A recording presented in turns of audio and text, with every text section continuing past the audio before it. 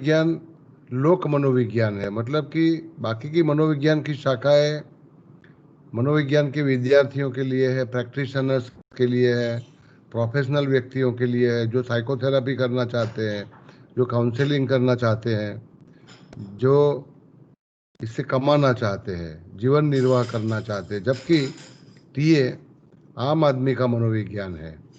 मैं और आप इसे सीख सकते हैं और अपने जीवन व्यवहार में, कारोबारों में उसका उपयोग किया जा सकता है।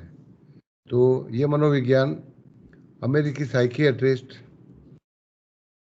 एरिक बर्न ने 1958 में शुरुआत की थी। तो दो शब्द है, जैसे मैंने समझाया, ट्रांजैक्शन और एनालिसिस। तो मनुष्य सामाजिक प्राणी है, एक दूसरे को मिलते हैं हम। दो व्यक्ति एक दूसरे को मिलेंगे,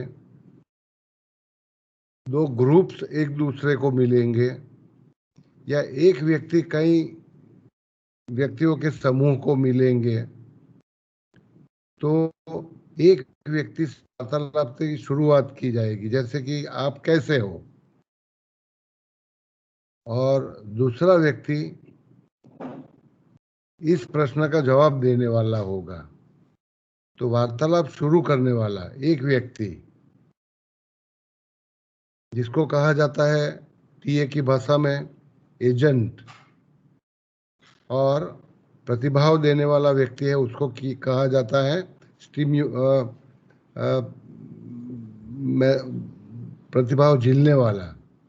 तो दो व्यक्ति एक दूसरे के साथ जब वार्तालाप करते हैं, सामाजिक तरीके से एक दूसरे के साथ जोड़ते हैं, या तो वाचिक बोल करके या अंग भाषा से, बॉडी लैंग्वेज से, तो इसको ट्रांजैक्शन कहा जाएगा।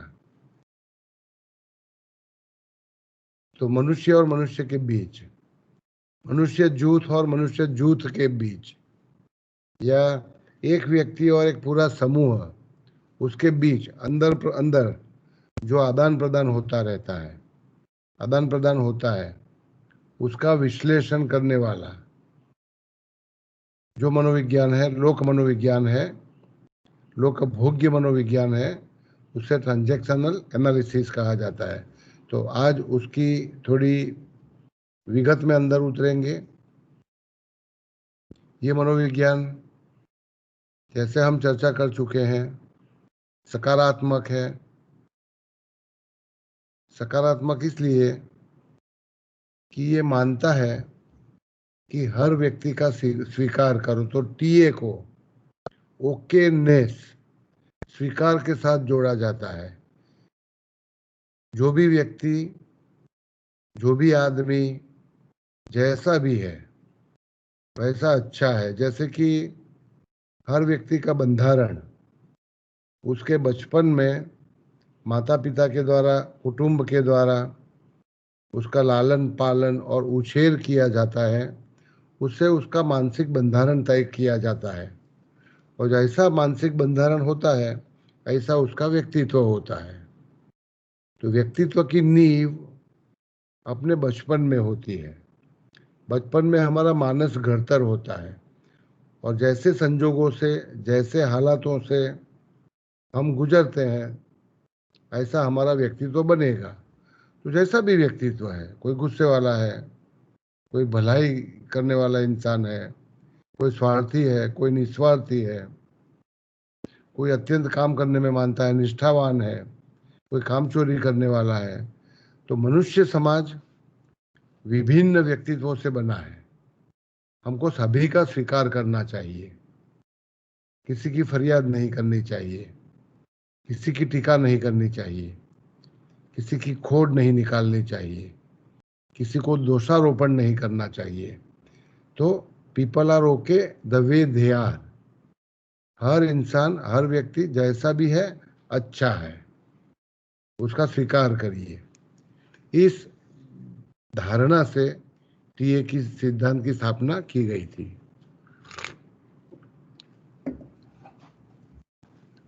दूसरा एक मान्यता है टीए का सिद्धांत है कि अब तक हम मानते थे, क्योंकि फैटलिस्टिक एटीट्यूड था, प्रारब्धवादी हमारा रवैया था। प्रारब्धवादी रवैया मतलब ये हुआ कि मेरा स्वभाव, मेरी सोच, मेरी काम करने की ढंग, मेरा भाग्य मेरे पूर्व कर्मों द्वारा निर्माण किया जाता है, मेरे पूर्व जन्म के कर्मों द्वारा निर्माण किया जाता है। उसको बदलना मेरे हाथ की बात नहीं।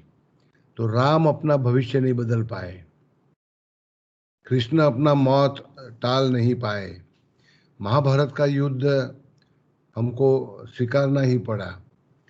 तो इस जगत का एक पहले से डिजाइन बनाया हुआ है और उस डिजाइन को पूर्व जन्म के कर्मों के अनुसार चलाया जाता है। तो व्यक्तिगत तौर पर हम देखेंगे कि हमारे विचार, हमारी लागणी और हमारा भविष्य हमारे बस की बात नहीं है। ऐसा अब तक सभी धर्मशास्त्रों में बताया गया था। आप टीए पढ़ेंगे तो लगभग 3 सत्र पूरे होने के बाद आप ये जान पाएंगे कि मेरे विचार, मेरी लागणियाँ और मेरा भविष्य मेरे हाथों में है। मैं स्वयं उसका निर्माण कर सकता हूँ, मैं संजोग बदल सकता हूँ और मेरे जीवन की दिशा और दशा दोनों को बदलना मेरे लिए संभव है। तो इसके बारे में आज थोड़ी सी चर्चा हम करने वाले हैं। तो आज देखेंगे आगे की चर्चा में कि टीए, ट्रांजैक्शनल एनालिसिस का अभ्यास 4 भागों में बांटा जाता है। आज इसमें से पहला भाग हम चर्चा करने वाले हैं, लेकिन चारों भागों की संक्षिप्त जानकारी मैं आपको देना चाहूंगा। सबसे पहला है स्ट्रक्चरल एनालिसिस।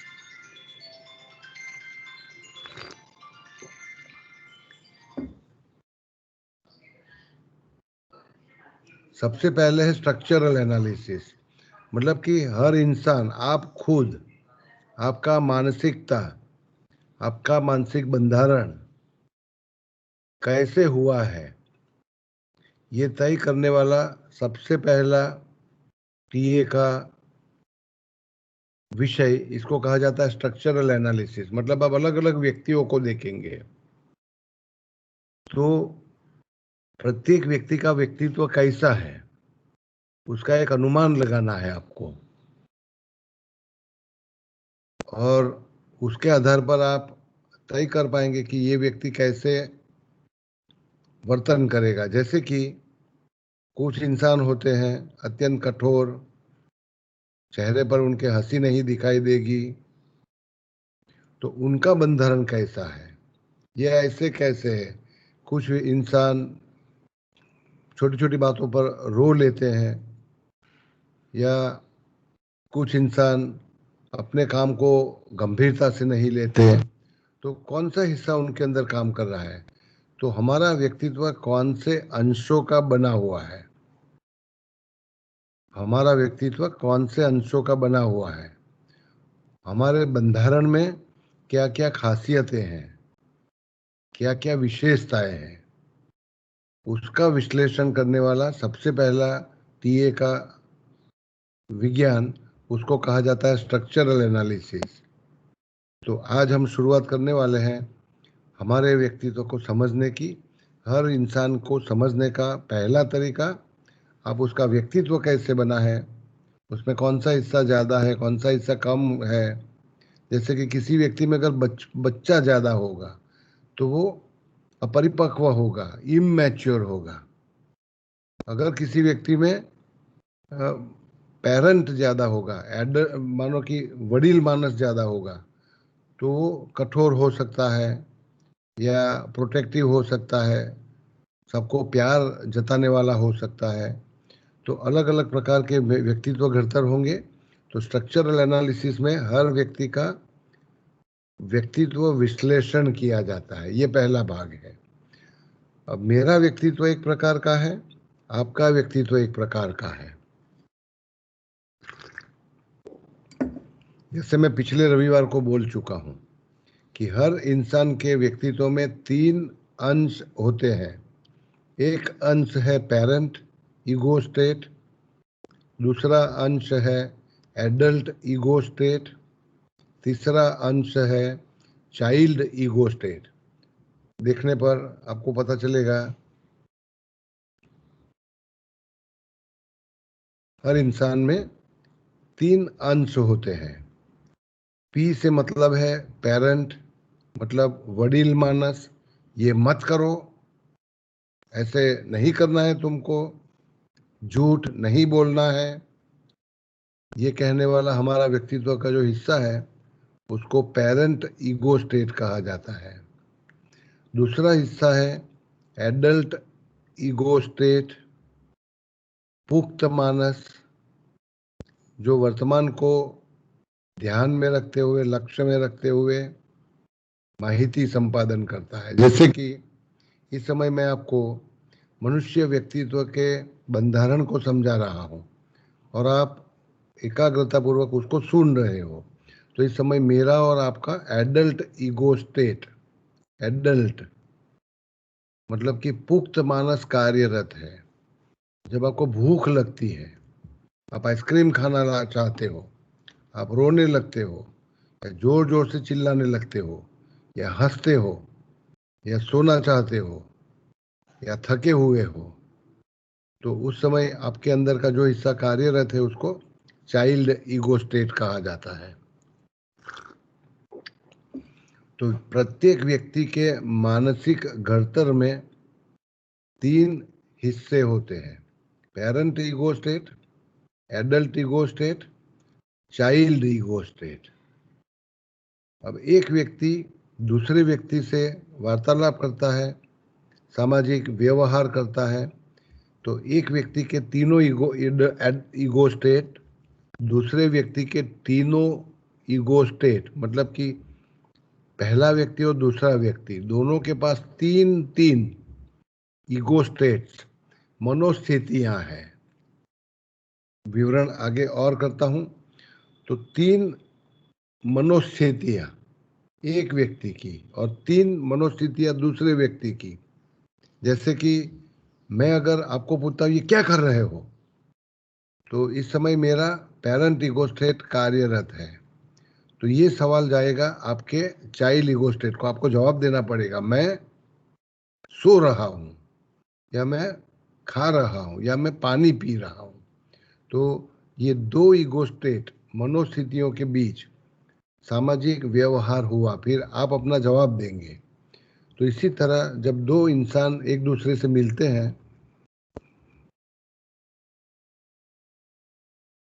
तो अपना अपना मानसिक बंधारण लेकर के मिलते हैं। उस मानसिक बंधारण में प्रत्येक के पास 3 ईगो स्टेट्स, मतलब कि मनोस्थितियां हैं। उन मनोस्थितियों को लेकर के उनके बीच व्यवहार होता है। तो प्रत्येक व्यक्ति के उस मानसिक बंधारण का विश्लेषण, पृथक्करण या समझ या जानकारी, इसको कहा जाएगा स्ट्रक्चरल एनालिसिस। आगे चलते हुए उसका विस्तार मैं करूंगा। फिर जब 2 इंसान इसी तरह मिलते हैं या 2 समूह इस तरह मिलते हैं, तो उनके बीच जो सामाजिक कारोबार होता है, एक व्यक्ति ने अपना एक ईगो स्टेट उपयोग किया। जैसे कि समय कौन सा समय चल रहा है, क्या समय है अभी दिवस का, तो सुनने वाला इंसान मुझे जवाब देगा इस समय सुबह है। तो सवाल पूछने वाला इंसान अपना पुख्त मानस, एडल्ट ईगो स्टेट उपयोग करता है, और जवाब देने वाला इंसान अपना एडल्ट ईगो स्टेट, पुख्त मानस उपयोग करता है। तो 2 व्यक्तियों के बीच एक कारोबार हुआ, ट्रांजैक्शन हुआ। इसका मैं पृथक्करण कर रहा हूँ। क्या पृथक्करण कर रहा हूँ कि दोनों ने अपने कौन से मनोस्थिति या ईगो स्टेट का उपयोग करते हुए ये कारोबार किया।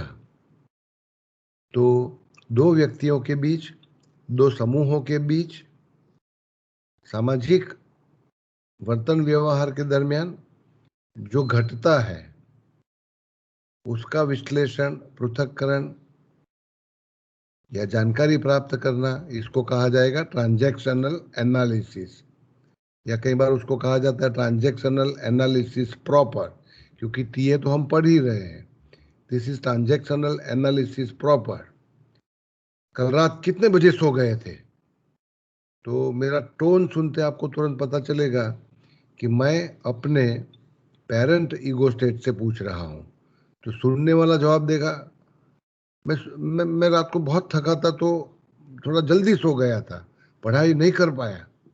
तो आवाज का टोन और शब्द, भाषा और रजूआत की शैली देख कर के आप पता लगा पाएंगे कि सुनने वाले व्यक्ति ने जवाब देने पर अपने चाइल्ड ईगो स्टेट का उपयोग किया हुआ है। तो दो व्यक्तियों के बीच सामाजिक व्यवहार हुआ, उसमें एक ने अपना पेरेंट ईगो स्टेट, दूसरे ने अपना चाइल्ड ईगो स्टेट। या मानो कि एक व्यक्ति कहता है मुझे चॉकलेट चाहिए, मुझे आप चॉकलेट खिलाएंगे क्या इस समय, कैसे भी मुझे एक चॉकलेट दो। तो वार्तालाप शुरू करने वाला इंसान इस समय अपने चाइल्ड ईगो स्टेट में है, अपने बच्चे में है। इसका मतलब है कि जो सुनने वाला इंसान है, जवाब देने वाला, प्रतिभाव देने वाला इंसान है, वो अपने पेरेंट ईगो स्टेट से जवाब देगा, इस समय क्या चॉकलेट मांग रहे हो, ये समय चॉकलेट खाने का है क्या, तुमको मैंने बोला पढ़ाई पहले पूरी करो। तो मतलब कि एक व्यक्ति चाइल्ड ईगो स्टेट से जवाब देता है, सवाल पूछता है या कुछ विनती करता है या कुछ मांग रखता है, दूसरे इंसान ने अपने पेरेंट ईगो स्टेट से उसका जवाब दिया। तो देखिए कि तीन अलग अलग वार्तालापों को बताते हुए मैं कहना ये चाहता हूँ कि दो इंसान, दो समूह एक दूसरे के साथ अपने अपने ईगो स्टेट्स को लेकर के अपने साथ एक दूसरे के साथ व्यवहार करते हैं, सामाजिक व्यवहार।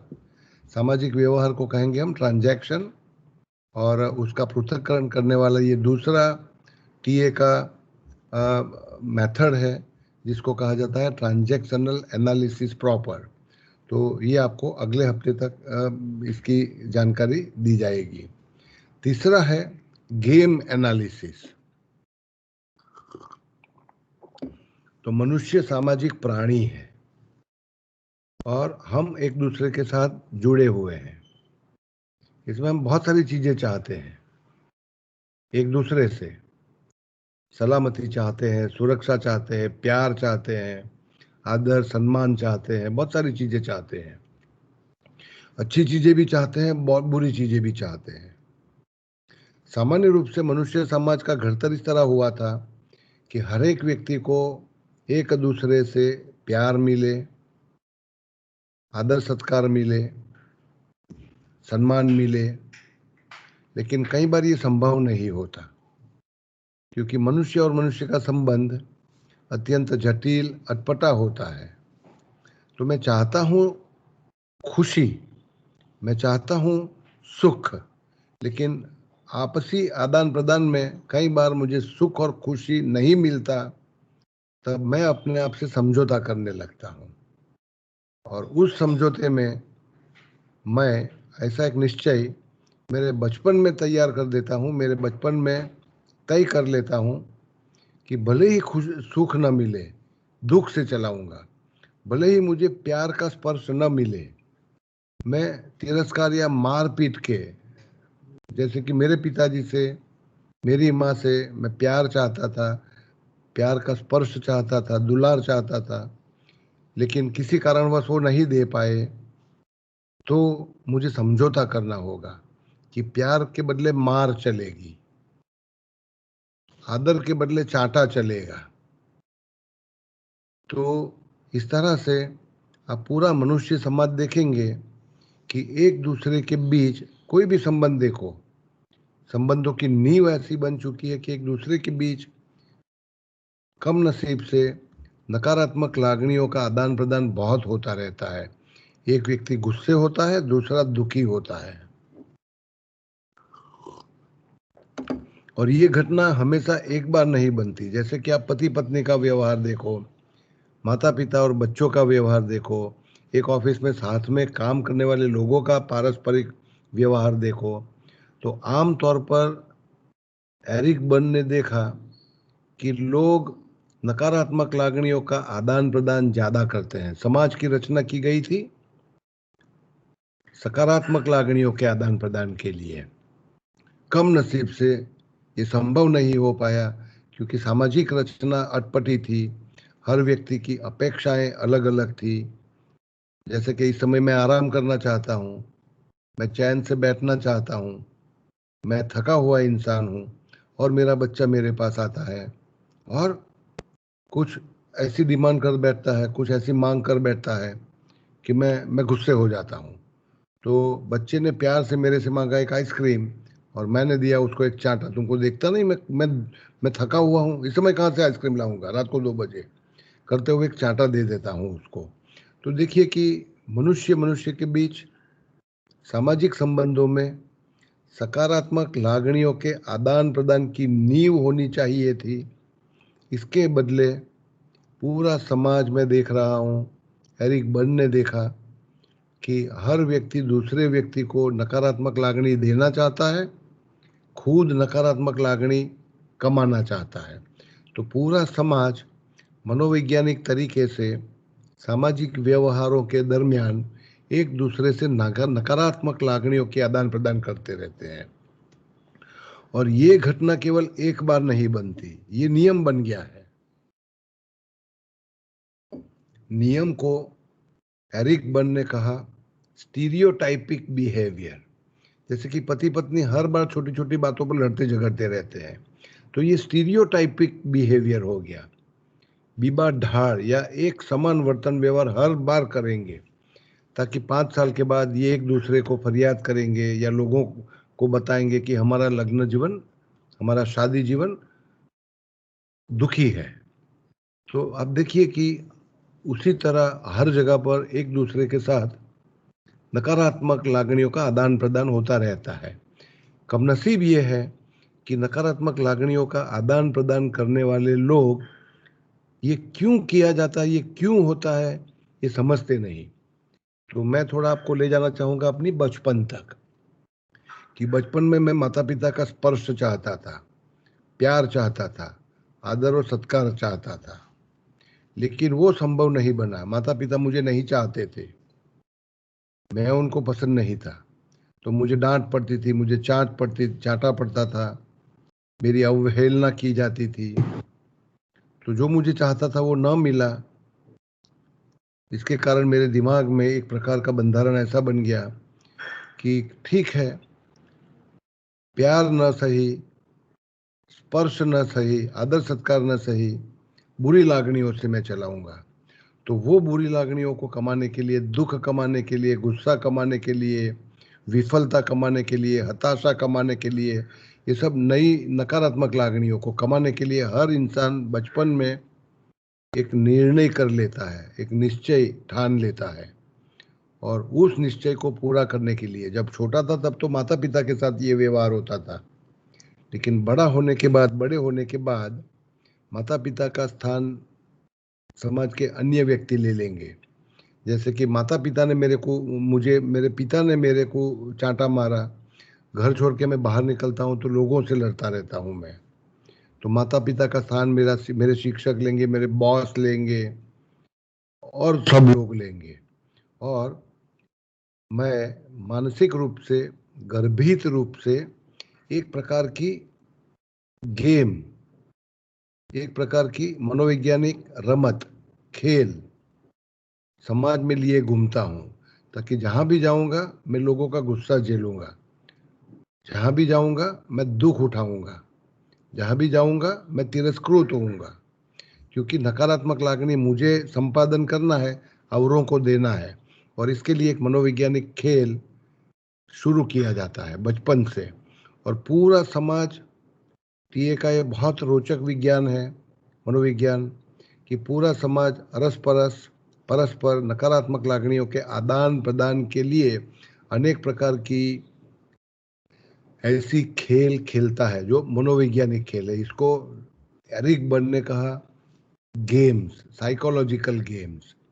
तो हर व्यक्ति, क्योंकि आप दुखी हो, मैं दुखी हूं, मैं दुखी क्यों हूं, मैं क्यों मेरे विचारों पर नियंत्रण नहीं कर पा रहा हूं, या क्यों मैं अपनी लागनियों पर नियंत्रण कर नहीं पा रहा हूँ? क्योंकि बचपन में मैंने तय कर लिया है कि मैं नकारात्मक लागनियों से काम चलाऊंगा, क्योंकि सकारात्मक लागनी कभी मुझे मिली नहीं।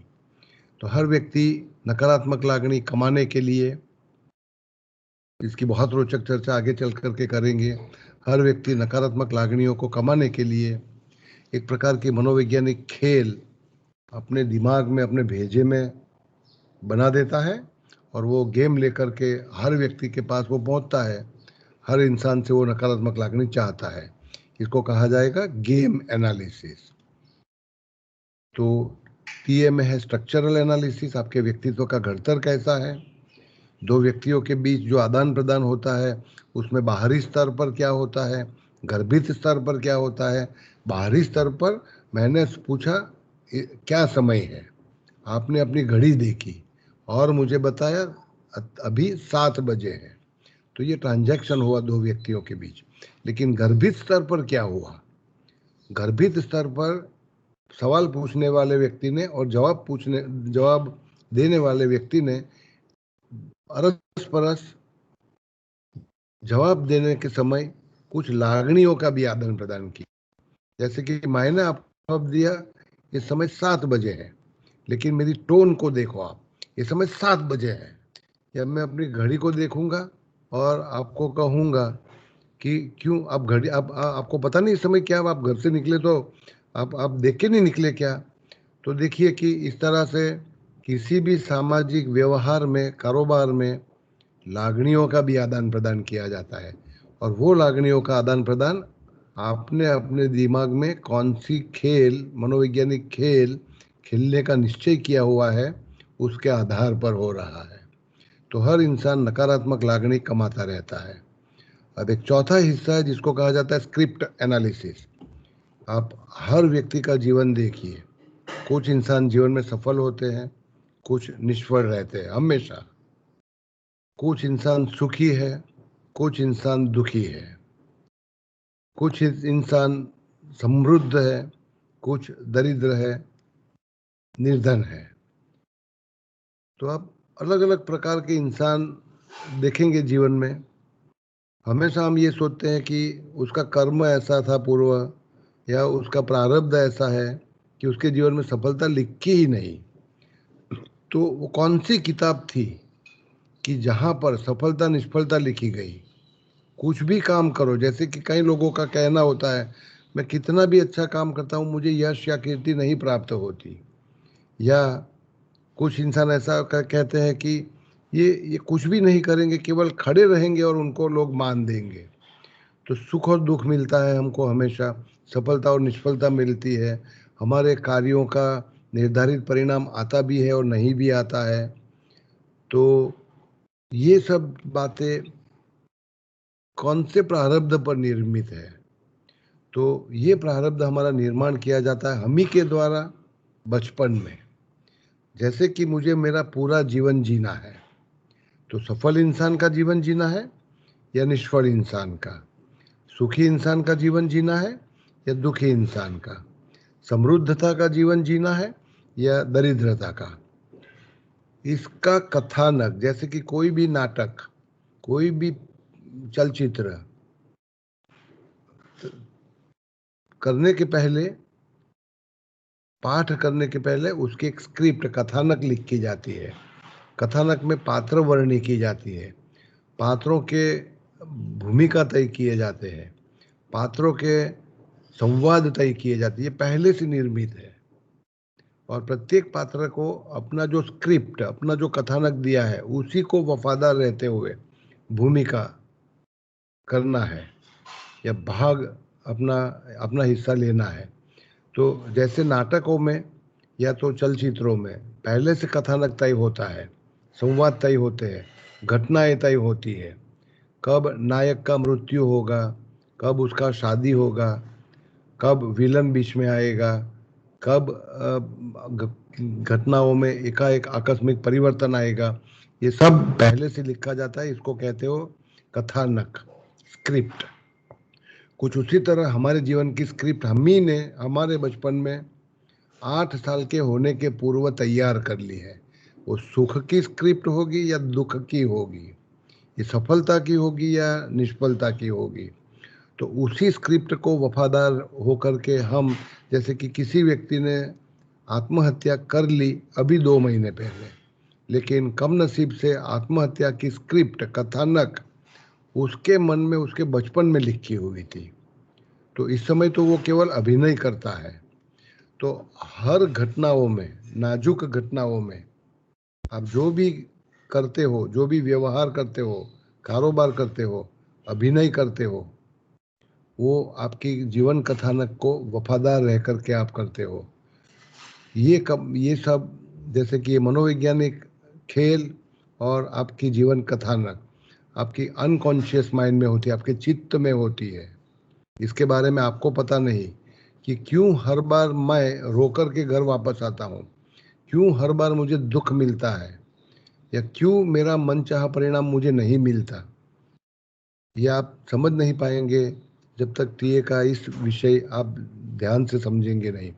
तो स्क्रिप्ट का मतलब होता है आप एक अपना कथानक लिखे हुए अपना जीवन जीते हो, और उसी कथानक के वफादार रह कर के आप अपने जीवन के विविध परिणामों को प्राप्त करते हो। तो अगर आपको मनचाहा परिणाम नहीं मिल रहा, आप सफल इंसान नहीं बन पा रहे हो, आप डर रहे हो, तो इसका मतलब होगा कि आपको अपना स्क्रिप्ट गलत है, बदलना होगा।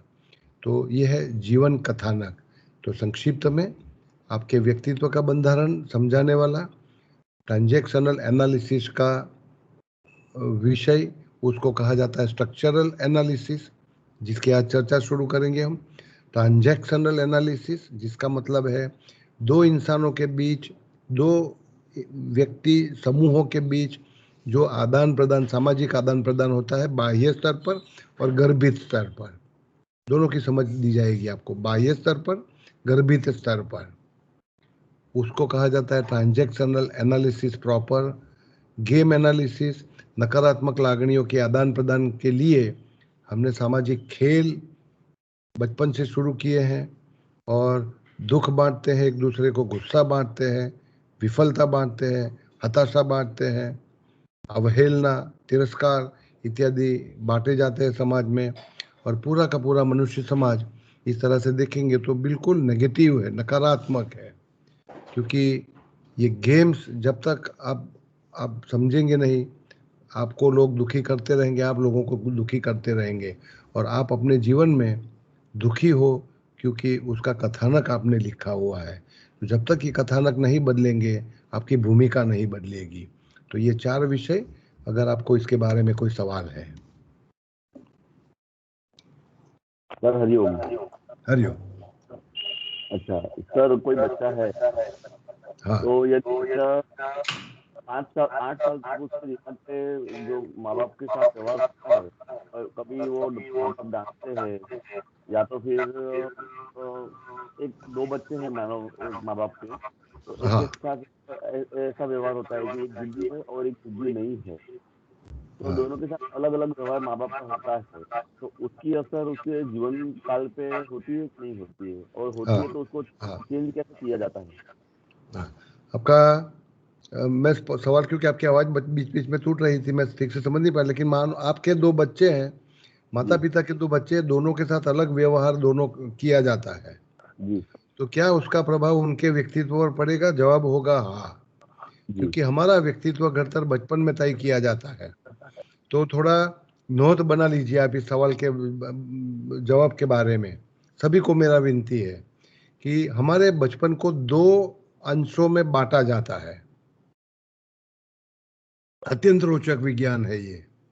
हमारे बचपन को 2 अंशों में बांटा जाता है। पहला अंश है जन्म से 4 साल वाला हिस्सा, जन्म से 4 साल वाला, और दूसरा हिस्सा है 4 से 8 साल वाला। जन्म से 4 साल वाला जो हिस्सा है, उस दरमियान बच्चा रिसीवर है। माता पिता का व्यवहार, कुटुंब का व्यवहार उसके साथ जैसा होता है, जैसे माँ ने दुलार दिया, स्पर्श दिया, प्यार दिया, सम्मान दिया या नहीं दिया, उस व्यवहार को, क्योंकि बच्चा 4 साल से छोटा है, अपाहिज है, ये अपनी मांगे रख नहीं सकता, ये बोलेगा नहीं मुझे स्पर्श चाहिए, मुझे प्यार चाहिए, ये बोलेगा नहीं कभी। माता पिता अपने हिसाब से देंगे, अपनी समझ से देंगे, अपने व्यक्तित्व के हिसाब से देंगे।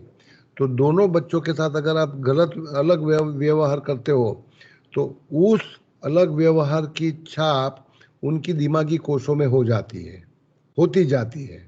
तो ये हिस्सा है जन्म से 4 साल का, दोनों के साथ अलग व्यवहार किया जा रहा है। तो वायरिंग जो होता है ब्रेन में, दिमागी कोशों में जो वायरिंग होता है, उसको कहा जाता है, एक टेक्निकल शब्द बोल रहा हूं, आप सब लिखते जाइए, early parental influence. Early parental influences, EPI. मैंने मेरे बच्चे से प्यार से मैं पेश आया तो बच्चे को प्यार का संदेश मिला, लेकिन कुछ समय के बाद दूसरा बच्चे ने जन्म लिया, वो बच्चा मुझे नहीं चाहिए था और उस बच्चे को मैं प्यार नहीं दे रहा। तो दोनों बच्चों के साथ जो मैं व्यवहार कर रहा हूँ उसका उनकी मानसिकता पर असर होने वाला है, जिसको कहा जाएगा अर्ली पेरेंटल इन्फ्लुएंसेस। जन्म से 4 साल तक बच्चा माता पिता की गहरी असर में जीता है और जैसा वर्तन उसके साथ किया जाता है उसकी छाप दिमागी कोशों में बनेगी।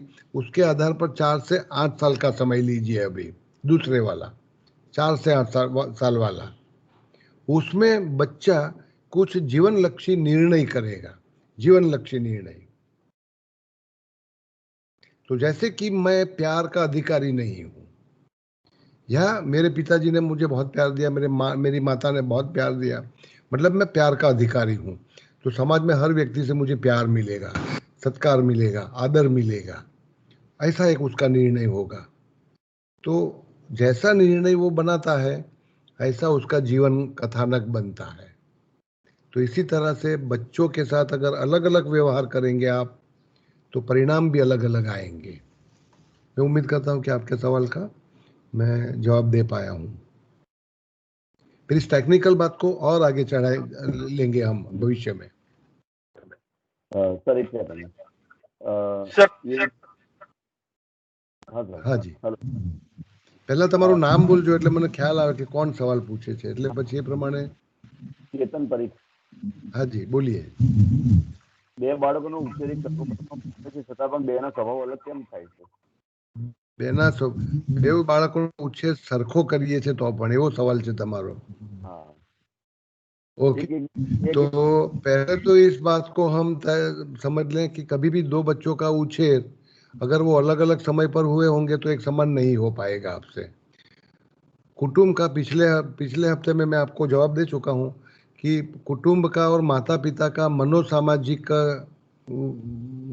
वातावरण बदला होगा, मनोसामाजिक वर्तन बदला होगा।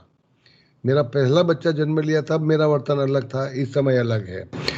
पहले की समय मेरी मानसिकता अलग थी, आज अलग है। अगर दो बच्चे साथ में जन्म लेते हैं तो भी दोनों के साथ एक समान व्यवहार करना नामुमकिन है।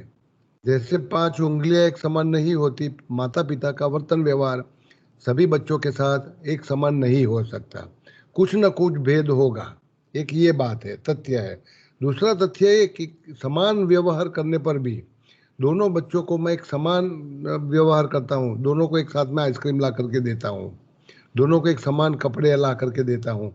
कई माँ बाप करते भी है कि एक रंग के कपड़े दोनों के लिए, एक खिलौना दोनों के लिए, अगर वो जुड़वा हैं तो एक समान वर्तन व्यवहार करते हो आप।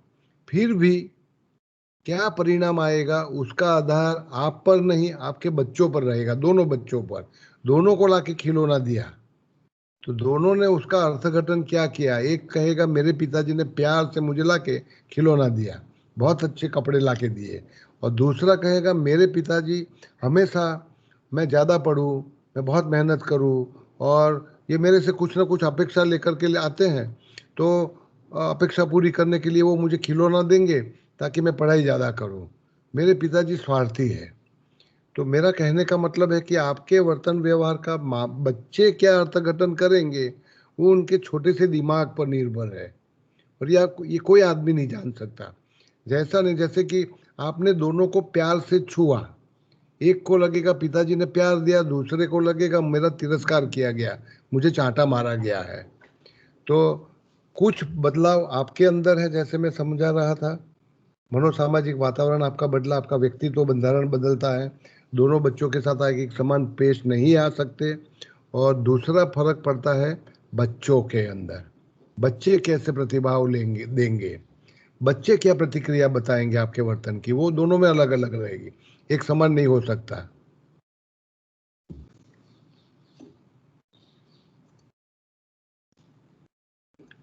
Thank you sir. Sir Hariom.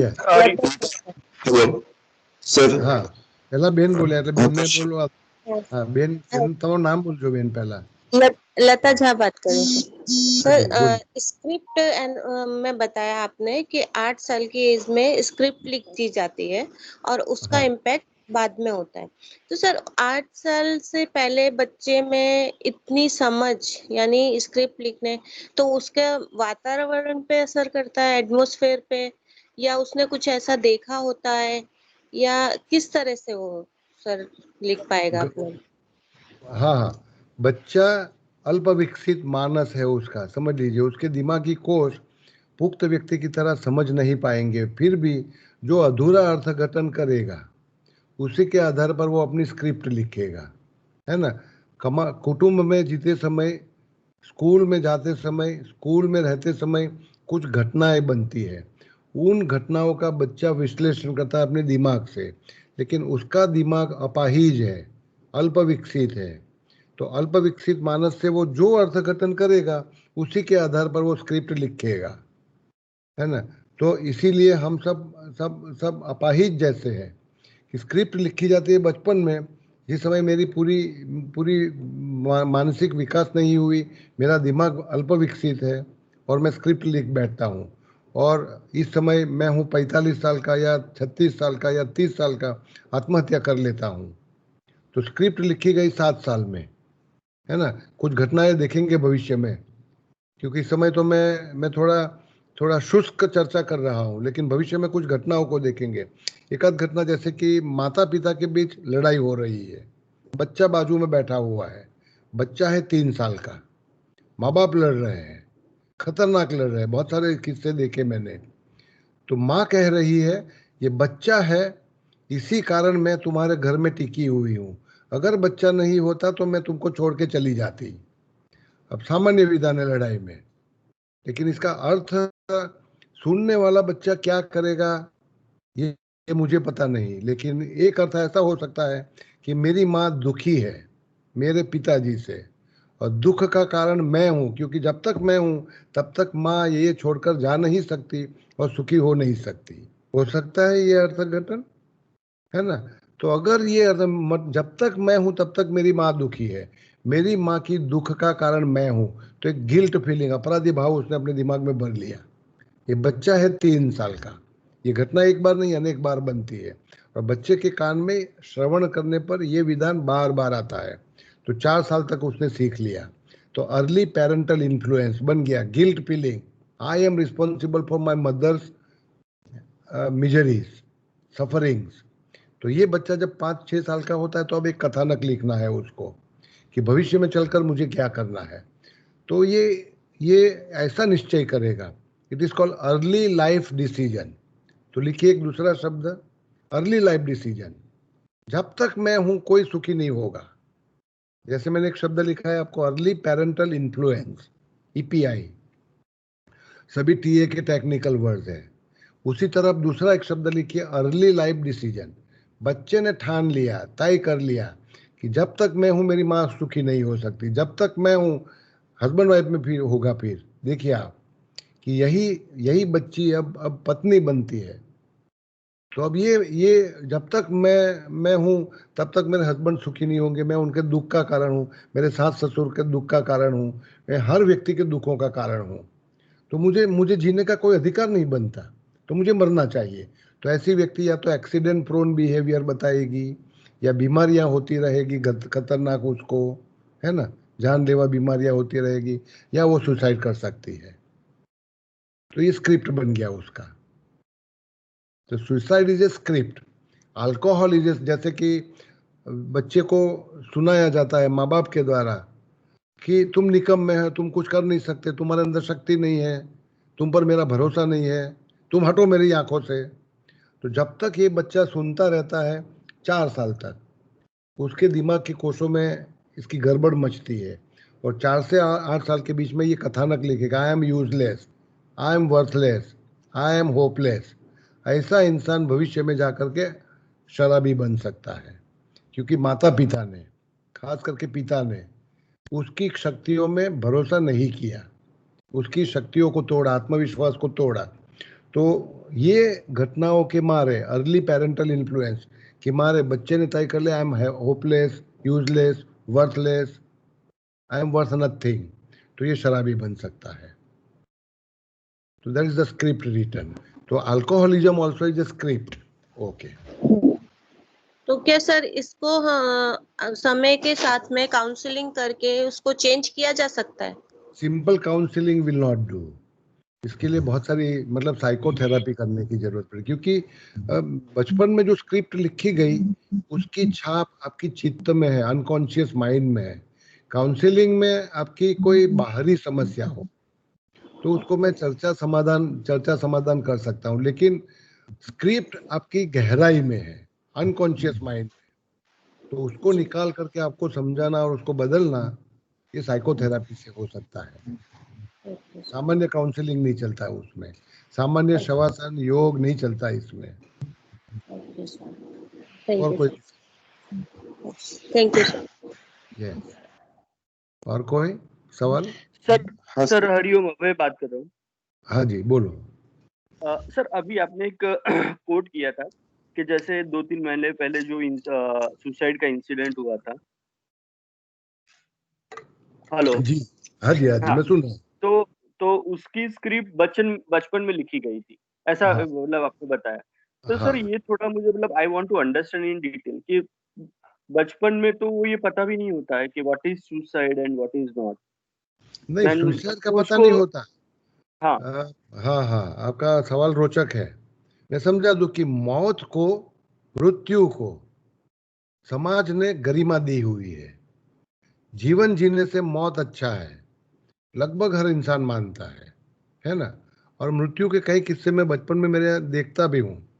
जैसे कि माँ कहती है, पिताजी कहते हैं, कोई भी इंसान कहता है मैं मरूंगा तो सुखी हो जाऊंगा, जीवन में दुख है, तो मृत्यु को गरिमा दी जाती है, ग्लोरीफाई किया जाता है। तो हर इंसान के दिमाग में देखो, आप हमारे धर्म स्क्रिप्ट भी है ना, धार्मिक स्क्रिप्ट भी ऐसे ही लिखी गई कि मृत्यु महानिर्वाण है, मरने पर आदमी के सभी दुख खत्म हो जाते हैं, और मृत्यु पर आप इतना जश्न मनाते हो। देखो आप, तो मृत्यु को जो ग्लोरीफाई किया जाता है, वो छोटा बच्चा, 3 साल 4 साल 5 साल वाला बच्चा अपने नजरिए से देखता है। तो उस समय जैसे कि माँ कई बार बोलती रही, मैं मरूंगी तो सुखी हो जाऊंगी, जीने में कोई कोई फायदा नहीं है, तो बच्चा इस विधान को लेकर के चलेगा अभी। और इससे 4 से 8 साल के बीच उसको अगर अपने जीवन का कथानक लिखना है, तो वो हमेशा मरना है, मरना है, मरना है, और मृत्यु के कुछ किस्से उसने देखे होंगे अपनी आंखों से। जैसे कि सबसे पहला मृत्यु मैंने 6 साल की उम्र में देखा, लेकिन उस 6 साल की उम्र में जो मरती हुई मेरी मेरी खुद की बहन को देखा था, तो उस समय जो माहौल बना था, इससे मृत्यु की गरिमा, जीवन से मृत्यु महान है, ऐसा एक समाज ने बनाया हुआ चित्र है। तो हर दुखों का अंत, कोई भी जीवन में दुख है तुम्हारे, उसका अंत लाना है तो फिर मरो, तो आत्महत्या कर लो, या अकस्मात कर लो, या बीमार पड़ो, समझे ना। तो इस तरह से मृत्यु महान है, मृत्यु दुखों का अंत है, ऐसा एक अर्ली लाइफ डिसीजन मैंने ले लिया between 4 and 8 years of my life, and based on that a suicide script was written, even if I was an immature child, ill developed child, लेकिन मृत्यु की गरिमा को मानते हुए ये तय किया गया है। एक आध सवाल और? Right sir, absolutely. हाँ हाँ सर, हेलो। हाँ जी, हाँ सर, कश्यप। हाँ। सर जो आपने जो टाइम पीरियड बताया 1 से 4 साल तक और 4 से 8 साल का, ये टाइम फिक्स होता है हर बच्चे में? और सेकंड थिंग, अगर ये स्क्रिप्ट लिखी गई होती है तो आगे जाके उसको कैसे चेंज कर सकते हैं हम? ये 2 वो बातें क्वेश्चन है आगे मेरे। आएगी, जब मैं स्क्रिप्ट एनालिसिस की बात करूंगा उस समय आपसे ये चर्चा करने वाला हूँ। तो जन्म से 4 साल का हिस्सा ये टीए के हिसाब से हम कहते हैं कि बचपन फाउंडेशन ईयर्स ऑफ लाइफ है ना। तो अलग अलग स्क्रिप्चर्स में, अलग अलग विद्याओं में, शास्त्रों में अलग अलग लिखा है। जैसे कि भारतीय शास्त्र सभी मानते हैं कि जन्म से 10 साल का आयु समय होता है, वो फाउंडेशन ईयर्स है, उसमें बच्चे का घड़तर होता है, व्यक्तित्व घड़तर होता है, वो जीवन भर चलता है। तो किसी में जन्म से 10 साल लिखा होगा, टीए में जन्म से 4 साल और 4 से 8 साल लिखा गया है, और रफली ये सही भी है। तो जब हम स्क्रिप्ट की बात करेंगे उस समय आपको इसका ज्यादा चर्चा मैं करने वाला हूँ। ओके, तो अभी जो जिस पेरेंट्स के बच्चे हैं 1 से 4 और 4 से 8, उनको कैसे बिहेव करना चाहिए अपने बच्चों के लिए, तो उनकी फ्यूचर की स्क्रिप्ट वो बना सके। हाँ, तो उसका एक थोड़ा सा हम डूज एंड डू नॉट्स, एक पेरेंट्स के लिए एक टिप्स, एक चाबी बनाएंगे। लेकिन फिलहाल एक सीधा सा थोड़ा जवाब एक वाक्य में, 2 वाक्य में दे देता हूँ कि हर व्यक्ति को चाहिए, हर बच्चे को चाहिए स्पर्श, है ना। हाँ हाँ, स्पर्श चाहिए, और वो स्पर्श प्यार का स्पर्श चाहिए। तो हर बच्चे को 2 आवश्यकताएं होती है। एक आवश्यकता को कही जाती है स्टिम्युलेशन हंगर। आप लिखते जाइए साथ साथ, क्योंकि ये शब्द भविष्य में भी आपके पास आएंगे।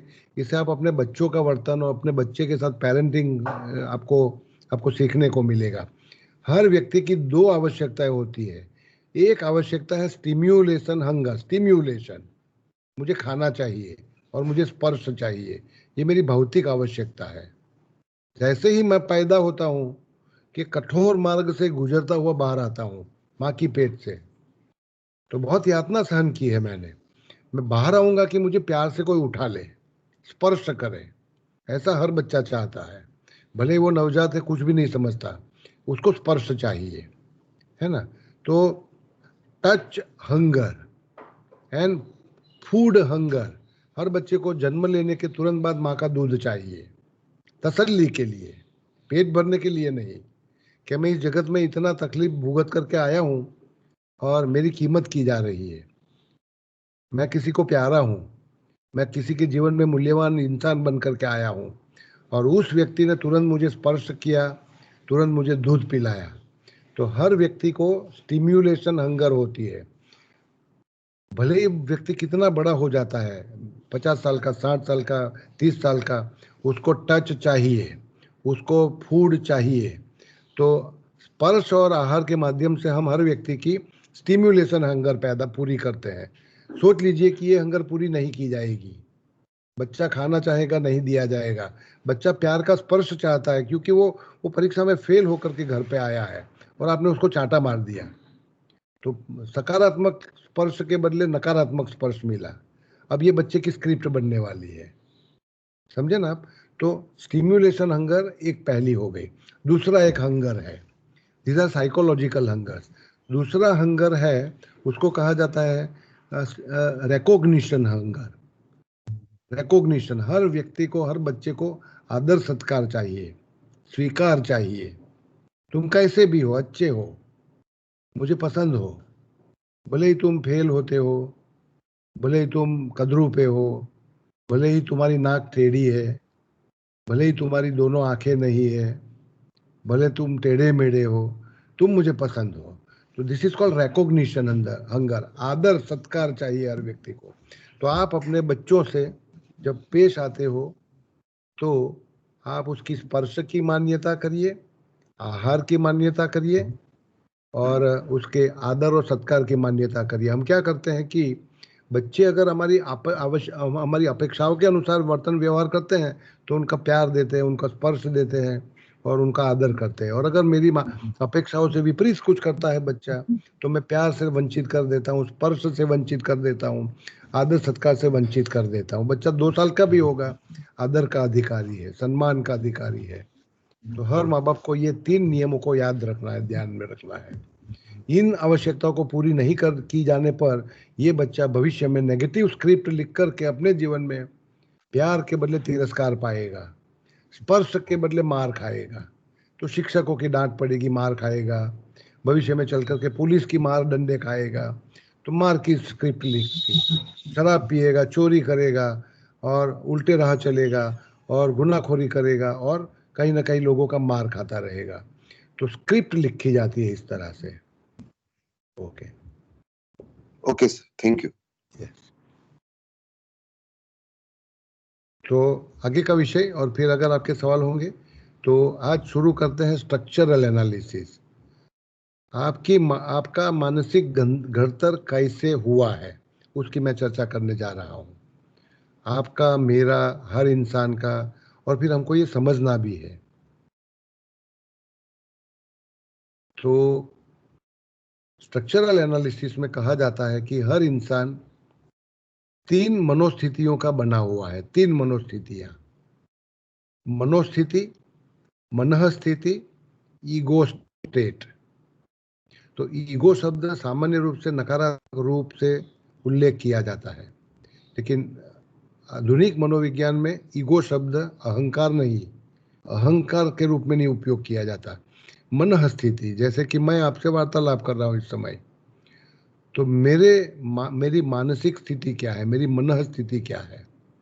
मैं थका हुआ हूँ तो मेरी मनः स्थिति क्या है। मैं नींद में हूँ, मेरी मनः स्थिति क्या है। मेरी अपेक्षाओं के अनुसार कुछ लोगों ने व्यवहार वर्तन नहीं किया तो मेरी मनः स्थिति क्या है। उस मनः स्थिति को टीए में ईगो स्टेट कहा जाता है। तो हर व्यक्ति के पास 3 मनः स्थितियां हैं वर्तन व्यवहार करने के लिए। एक मनः स्थिति है पेरेंट ईगो स्टेट, दूसरा है एडल्ट ईगो स्टेट, तीसरा है चाइल्ड ईगो स्टेट। तो ये व्यक्त करने के लिए कैसे लिखे जाते हैं, तो जैसे कि मैं पहले बता चुका हूँ, ये एक दूसरे के ऊपर रखे जाते हैं। तो 3 वलय, 3 वर्तुड़ बनाए जाते हैं इन ईगो स्टेट्स को बताने के लिए। ऊपर वाला पेरेंट ईगो स्टेट है। Parent ego state, Gujarati, Hindi, अगर मराठी में कहना चाहोगे तो वडिल मानस, वडिल मानस। तो ये मत करो, रास्ते पर मत थूको, वाहन चलाते समय ध्यान रखो, कठोर मेहनत करो तब भी पास होएंगे, नहीं तो नहीं होंगे। तो ये मेरे सभी विधान पेरेंट ईगो स्टेट से है। तो उसके लिए पी शब्द का प्रयोग किया जाता है, पी कैपिटल होगा। तो 3 वलय, 3 वर्तुल दौरे गए। ऊपर पी पेरेंट के लिए, बीच में ए एडल्ट के लिए, ए एडल्ट के लिए और सी चाइल्ड के लिए। तो आपकी 3 मनः स्थितियां हैं, मेरी 3 मनः स्थितियां हैं। आंदोलन करने वाला एक समूह, सरघस, गरबा रास खेलने वाले कई लोग हैं इस समय साथ में। तो इन सभी लोगों का एक मनः स्थिति है। जैसे कि गरबा खेल रहे, मजा ले रहे हैं, इसका मतलब है ये अपनी चाइल्ड ईगो स्टेट में है। आपका उम्र कोई भी होगा, आप में पेरेंट भी है, जैसे कि 4 साल के बच्चे में पेरेंट भी होता है, पी कैपिटल, ध्यान में रहे। ए एडल्ट भी है उस बच्चे में और सी चाइल्ड भी है। किसी भी उम्र की सभी व्यक्तियों में पी पेरेंट, ए एडल्ट और सी चाइल्ड तीनों होते हैं सामान्य रूप से। असामान्य इंसानों में इसी में से कुछ मनः स्थिति की बादबाकी की जाती है, जिसकी चर्चा हम बाद में करेंगे। तो 3 प्रकार की मनः स्थितियां हैं, ईगो स्टेट्स हैं। ये आपके व्यक्तित्व का बेसिक स्ट्रक्चर है। इसका थोड़ा चर्चा अब हम करने जा रहे हैं। तो टीए की भाषा में इसको कहा जाता है ईगो स्टेट। ईगो स्टेट का मतलब क्या है वो हम समझेंगे पहले, कि हर व्यक्ति में एक स्टीरियोटाइपिक पैटर्न है, एक समान ढाब है सोचने की, लागनियों का अनुभव करने की, निर्णय लेने की और वर्तन व्यवहार करने का। एक स्टीरियोटाइपिक पैटर्न हर व्यक्ति के पास है। मेरी सोच, जैसे कि नेगेटिव सोच वाले इंसान हमेशा नेगेटिव ही सोचेंगे, पॉजिटिव सोच वाले हमेशा पॉजिटिव ही सोचेंगे। हाँ, बीच में कभी फर्क हो सकता है, लेकिन सामान्य रूप से सोचने की ढब, लागनियों का अनुभव, जैसे कि कुछ इंसान छोटी मोटी जीवन में संकट आने पर तुरंत हिम्मत हार लेते हैं, तो ये उनका लागणी तंत्र ऐसा बन गया। कुछ इंसान हमेशा खुशहाल रहना चाहते हैं और खुशहाल रहते भी हैं, तो उनका लागणी तंत्र ऐसा है। तो stereotypic pattern of thinking, feeling, deciding, क्योंकि जीवन में नाजुक परिस्थितियां आती है, उस नाजुक परिस्थितियों में मुझे निर्णय लेने होते हैं, तो निर्णय लेते समय मेरी मानसिकता क्या है, ये भी स्टीरियोटाइपिक है। तो निर्णय लेने में और एक्टिंग, बिहेवियर, वर्तन में, तो मेरे पास वर्तन व्यवहार करने के, सोचने के और निर्णय लेने के 3 अलग अलग विकल्प है। या तो मैं पेरेंट ईगो स्टेट से, जैसे कि किसी ने मेरे पास अनुमति मांगी, तो अनुमति का जवाब देने के लिए या तो मैं पेरेंट ईगो स्टेट से जवाब दे सकता हूँ या एडल्ट ईगो से जवाब दे सकता हूँ, उदाहरण देखेंगे आने वाले समय, और चाइल्ड ईगो स्टेट से। तो मेरे पास 3 विकल्प है। तो जिस सामाजिक परिस्थिति में मैं हूँ इस समय, उस सामाजिक परिस्थिति में सोचने के लिए, लागणी का अनुभव करने के लिए, निर्णय लेने के लिए, नाजुक निर्णय लेने के लिए और वर्तन व्यवहार करने के लिए मेरे पास 3 विकल्प है। प्रत्येक विकल्प को कहा जाएगा ईगो स्टेट, और ये 3 ईगो स्टेट मनस्थितियों के नाम है parent, adult and child ego state. तो उसका थोड़ा सा संबंध, क्योंकि एरिक बर्न सिगमंड फ्रॉइड की मनोविज्ञान से सीखे थे, तो आप वाईसीसी के दरमियान या वाईटीटीसी के दरमियान सिगमंड फ्रॉइड का भी ईगो स्टेट के बारे में सीखे होंगे। तो उन्होंने 3 नाम दिए थे, ईड, ईगो और सुपर ईगो। आपके अंदर एक बच्चा है, उसको ईड कहा जाता है, उसको प्लेजर प्रिंसिपल, वो आनंद के लिए काम करना है, वो खाना चाहता है, वो सोना चाहता है, वो पढ़ाई छोड़ कर के टीवी देखना चाहता है, वो स्कूल जाने के बदले खेलना चाहता है, क्योंकि हर इंसान खुशी चाहता है, आनंद चाहता है। और उसको आप कड़वी दवा दो तो वो नहीं लेगा, आइसक्रीम बोलोगे तो तुरंत खाएगा, क्योंकि आनंद के लिए हर काम करना है। तो इस मानसिकता को कहा जाता है ईड, इस मनस्थिति को कहा जाता है ईड, सिगमंड फ्रॉइड की मनोभाषा में, मानसिक मनोविज्ञान की भाषा में। यही ईड आप देखेंगे कि नाम बदलकर, स्वरूप बदलकर एरिक बर्न ने चाइल्ड ईगो स्टेट बना दिया। तो id is equivalent to the child ego state. उसी तरह मेरे अंदर एक ईगो है, ईगो अहंकार के अर्थ में मत लीजिए, ईगो का गुजरातीकरण नहीं किया जा सकता, हिंदीकरण नहीं किया जा सकता। ये ईगो मतलब अहंकार नहीं है, वास्तविकता से जुड़ा हुआ, वर्तमान से जुड़ा हुआ, वस्तु स्थिति से जुड़ा हुआ मेरे अंदर एक हिस्सा है, वो हिस्सा मेरा एडल्ट है। तो सिगमंड फ्रॉइड का ईगो मतलब वो एरिक बर्न का एडल्ट ईगो स्टेट, पुख्त मनोस्थिति। उसी तरह सिगमंड फ्रॉइड ने तीसरा एक मनस्थिति लिखा जिसका नाम है सुपर ईगो, जो डूज एंड डू नॉट्स, ये करो ये ना करो, ये नैतिक है ये अनैतिक है, ये धर्म के मुताबिक है ये अधर्म, ये निषिद्ध है ये विहित है। क्योंकि योग में जब मैं पहली बार जुड़ा था तो गुरुजी ने कई बार प्रवचन में बोला था, हर इंसान को चाहिए कि विहित कर्म करिए, शास्त्र विहित कर्म करिए और धर्म निषिद्ध काम मत करो। तो विहित कर्म करो और निषिद्ध कर्म न करो, ये सुपर ईगो कहता है। तो सुपर ईगो मतलब तुम्हारे अंदर का पेरेंट ईगो स्टेट। तो जिसको सिगमंड फ्रॉइड ने ईड, ईगो और सुपर ईगो कहा था, उसी को नाम बदलते हुए और सकारण हेतुसर नाम बदलते हुए एरिक बर्न ने चाइल्ड ईगो स्टेट कहा, ईगो को एडल्ट ईगो स्टेट कहा, सुपर ईगो को पेरेंट ईगो स्टेट कहा। तो 3 प्रकार के हमारी ईगो स्टेट्स है पूर्णाहुति करने के लिए।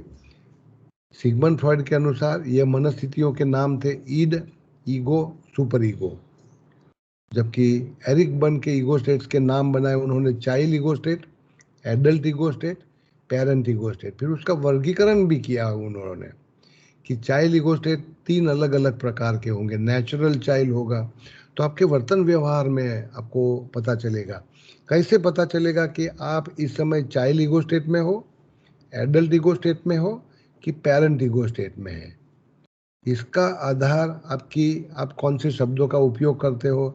जैसे कि मुझे बहुत अच्छा लगा कि आप मेरे घर आए, तो यहाँ पर आप देखिए कि कुछ शब्दों का प्रयोग किया जा रहा है, कुछ आंगिक अभिनय किया जाता है, नॉन वर्बल बिहेवियर। तो शब्दों से और आंगिक अनुभव अभिनय से तय कर पाएंगे कि आपके अंदर इस समय कौन सा ईगो स्टेट कार्यरत है। आने वाले समय में आपको इसकी कसौटियाँ दी जाएगी, कुछ उदाहरण पूछे जाएंगे या दिए जाएंगे। तो आपके पास 3 प्रकार के विकल्प है। या तो आप चाइल्ड ईगो स्टेट में रहिए, जैसे कि कोई मुझे कहता है इस समय बाहर जाना है, थोड़ा काम है, तो चलिए मेरे साथ। मैं कहूँगा मुझे बहुत नींद आ रही है, मैं नहीं चला सकता वाहन, मुझे बाहर आने की कोई इच्छा नहीं है, प्लीज़ मुझे छोड़ दीजिए प्लीज़। तो इसका मतलब है कि मैं चाइल्ड ईगो स्टेट में हूँ। अच्छा, इस समय तुम थके क्यों हो? अभी तो सुबह हुई, रात को तो पूरा सोए थे। नहीं, क्योंकि कल रात को मैं देर तक काम करता रहा, लिखता रहा, ठीक से सो नहीं पाया, नींद कम मिली है और इस कारण से मैं इस समय थका हुआ हूँ। तो मेरा एडल्ट ईगो स्टेट काम कर। अगर इस समय क्या अभी तो सुबह का समय हुआ है और तुम मुझे बाहर ले जाने की सोच रहे हो, मैं घर पे हूँ और मैं घर पे रहना चाहता हूँ, इस समय बाहर नहीं आना है, तो ये मेरा पेरेंट ईगो स्टेट है। तो हर इंसान सामाजिक व्यवहार करते समय कौन सी मनस्थिति में है वो जानने के लिए शब्दों पर ध्यान दीजिए, उसके आंगिक अनुभव अभिनय पर ध्यान दीजिए। तो आने वाले समय में, आने वाले रविवार को आपको इसके कुछ कसौटी उदाहरण दिए जाएंगे। तो यहाँ से मैं रुकता हूँ। आज हम स्ट्रक्चरल एनालिसिस, व्यक्तित्व बंधारण को समझने के लिए 3 टेक्निकल टर्म्स का उपयोग किया। वो 3 टेक्निकल टर्म्स है चाइल्ड ईगो स्टेट, बाल मनः स्थिति, एडल्ट ईगो स्टेट, पुख्त मनः स्थिति और पेरेंट ईगो स्टेट, वडिल मनः स्थिति। तो आज का वो चर्चा मैं इधर पूरा करता हूं। अगर आपकी कोई सवाल है।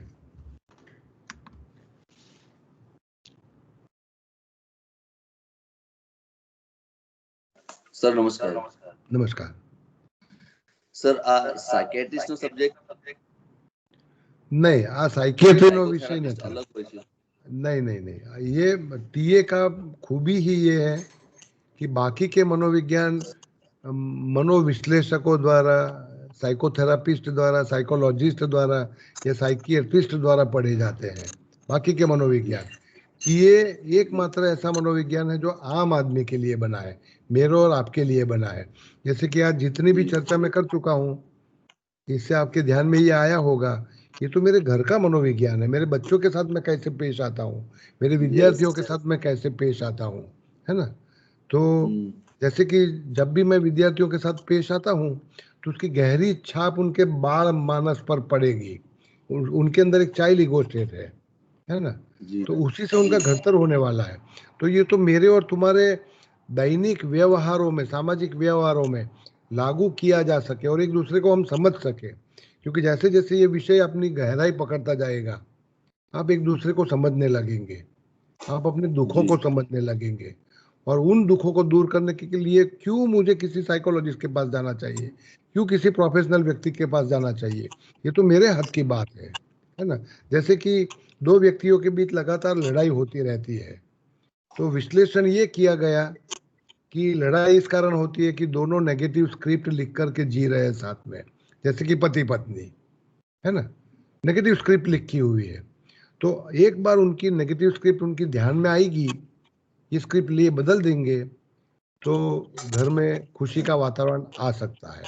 तो ये घर घर का मनोविज्ञान है, ये कोई चिकित्सालयों का नहीं, मेंटल हॉस्पिटल का नहीं है। तो जैसे जैसे चर्चा आगे गहराई पकड़ेगी आपको ये ध्यान में आएगा, ये तुम्हारा और मेरा घर का मनोविज्ञान है। Yes yes, thank you.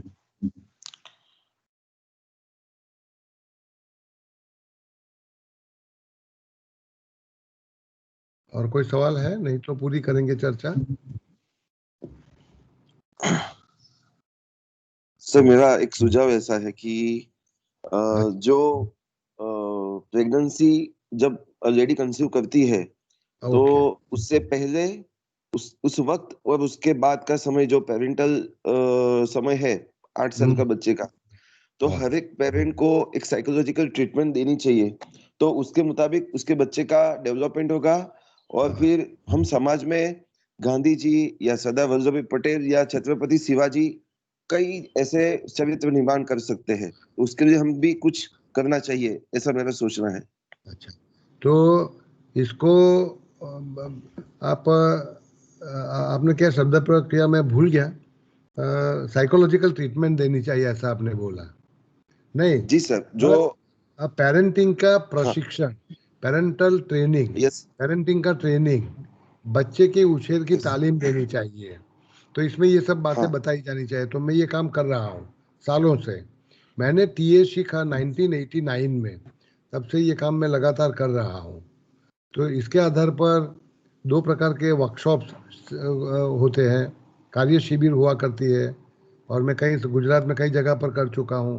ये पेरेंटिंग वर्कशॉप्स भी है ना, पेरेंटिंग वर्कशॉप्स होती है, और माँ बाप को सिखाया जाता है कि बच्चों के साथ कैसे पेश आएंगे, आने वाले बच्चे के साथ, तो ये किया जाता है।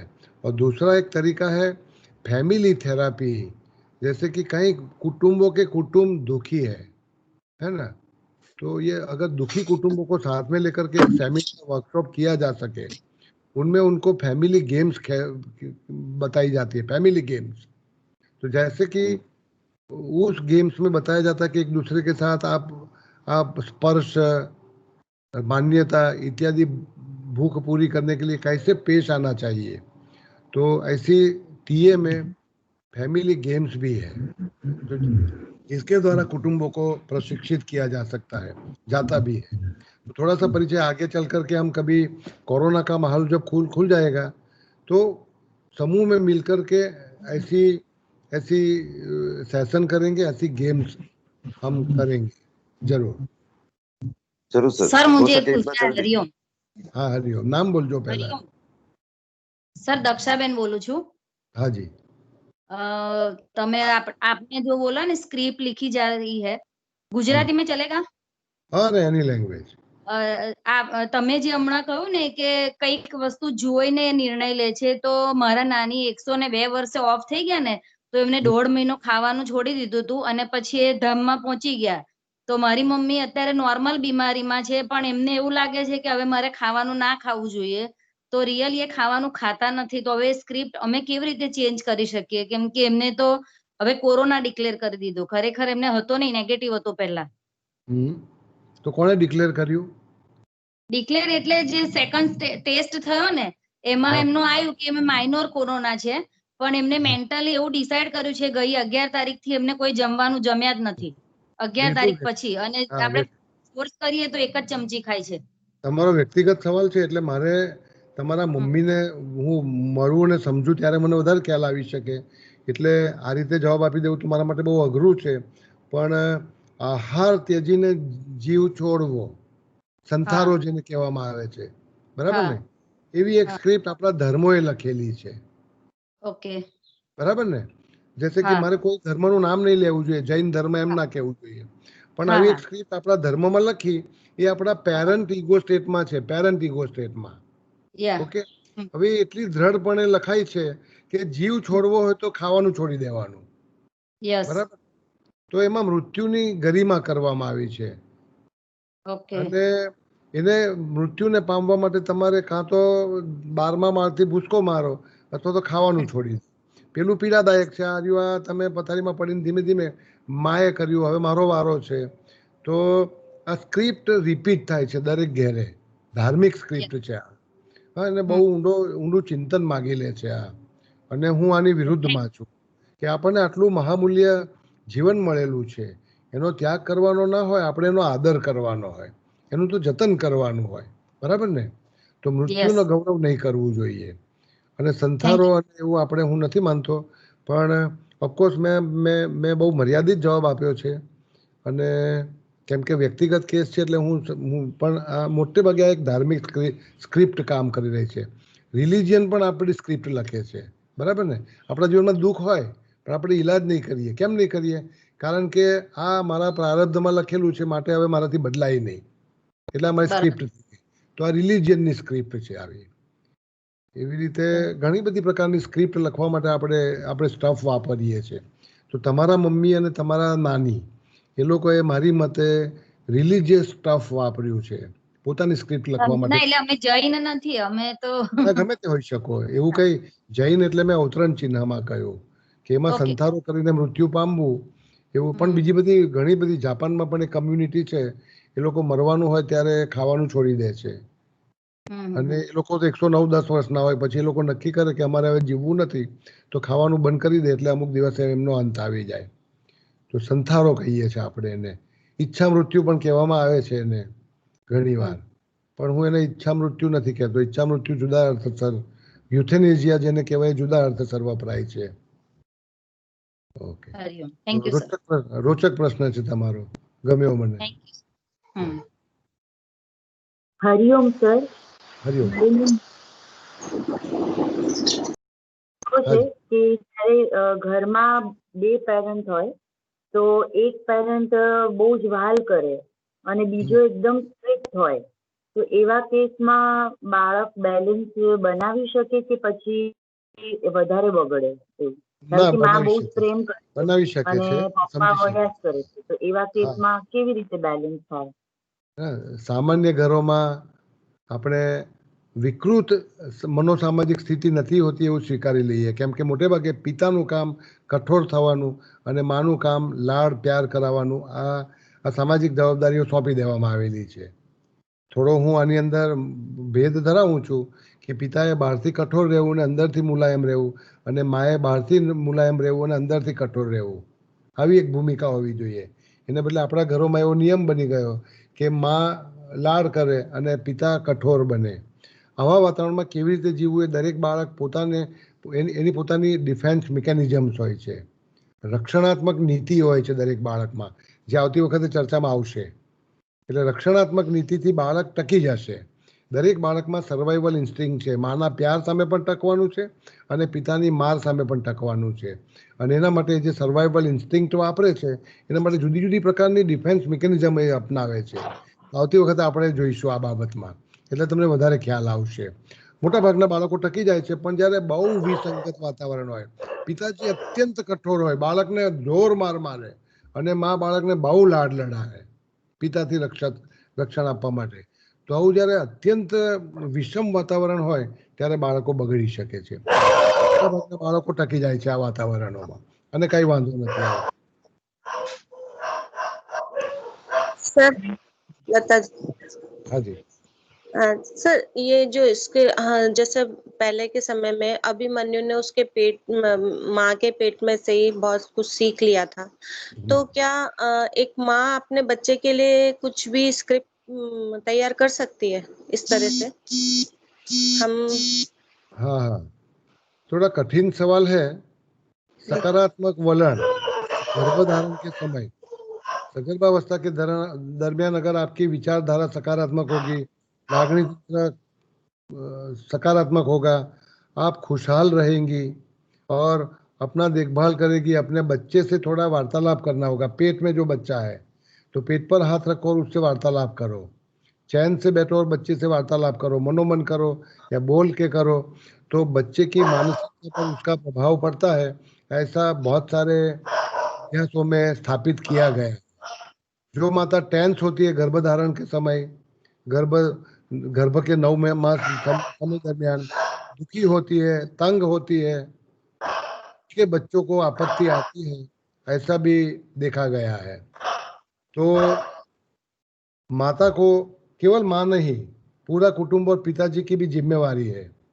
तो माँ बाप, गर्भधारिणी माँ और उनके होने वाले पिताजी बच्चे के, और पूरा कुटुंब को सहयोग देकर के एक अच्छा वातावरण घर में बनाने से आने वाला बच्चा सकारात्मक मानसिकता लेकर के जन्म ले सकता है. अब वो गांधी जी बनेगा कि शिवाजी बनेगा कि स्वामी विवेकानंद बनेगा, वो जन्म के बाद की परिस्थितियों पर निर्भर होगा. और दूसरा एक अंतिम सवाल जवाब मैं ये देना चाहूँगा कि आप किसी फैक्ट्री में जैसे कि 2 व्हीलर बनाते हो या 4 व्हीलर गाड़ी बनाते हो, तो फैक्ट्री में समान परिस्थिति में एक समान गाड़ियां बाहर निकलेगी, लेकिन गर्भ जो है माँ का, गर्भाशय जो है, उसमें भले ही एक समान परिस्थिति में सब बच्चों को रखा जाएगा, या तो पेट में या कुटुंब में, एक समान परिस्थिति में रखो तो एक समान गाड़ियां निकलेगी ऐसा कोई जरूरी नहीं। 4 बच्चे एक समान बनेंगे ऐसा कोई जरूरी नहीं। चारों बच्चे अलग होंगे, क्योंकि ये गाड़ियां नहीं, ये स्थूल पदार्थ नहीं, जीवन एक चेतना का अंश आपके घर में आया हुआ है। अब वो चेतना का अंश आप जो परिस्थिति में से उसको आप गुजर कर रहे हो, उसका क्या प्रतिभाव देगा वो हर बच्चे पर निर्भर करता है। इसीलिए चारों बच्चे, दोनों बच्चे एक समान नहीं हो सकते कभी भी। चाहने पर किसी को गांधी जी नहीं बनाया जा सकता। कितना भी चाहने पर, बड़ौदा में किसी एक व्यक्ति ने चाणोद में एक बहुत बड़ा प्रोजेक्ट बनाया हुआ था कुछ सालों पहले, 20 साल पहले, कि सभी गर्भवती महिलाओं को 3 महीने उधर रखे जाएंगे, रामायण पढ़ाया जाएगा, भगवत गीता का पाठ कराया जाएगा, और हम चाहेंगे कि हर घर में राम और कृष्ण पैदा हो। ये नहीं किया जा सकता। ये चेतना क्या आकार लेगी, ये हमारे बस की बात है। हमारा कर्तव्य है कि हमको अच्छा वातावरण दे उनको। तो मुझे लगता है कि आपको अपना घड़ी का समय भी देख लीजिएगा, मैं तैयार हूँ, देख लीजिएगा। और कोई सवाल ना हो तो पूरा करेंगे। Thank you sir, thank you.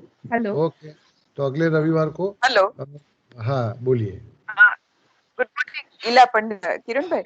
हाँ તમે જે પેલું સ્ટીરિયોટાઇપિક બિહેવિયર નું કહ્યું ને, हाँ हाँ એમાં જે વાત કરી કે બાળક ડિસાઈડ કરે છે એની ફ્યુચર ગેમ્સ માટે, તો એમાં हाँ ક્યાંય અનમેટ ઇન્ફેન્ટાઇલ નીડ્સ છે, ડુ ધે ટેક हाँ પાર્ટ इन हाँ हाँ, ये showing अवश्य, aggressive?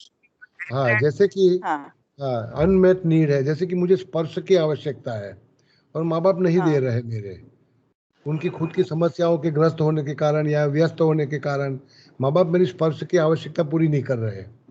तो मैं एक छोटा सा षड्यंत्र बनाऊंगा। क्या षड्यंत्र?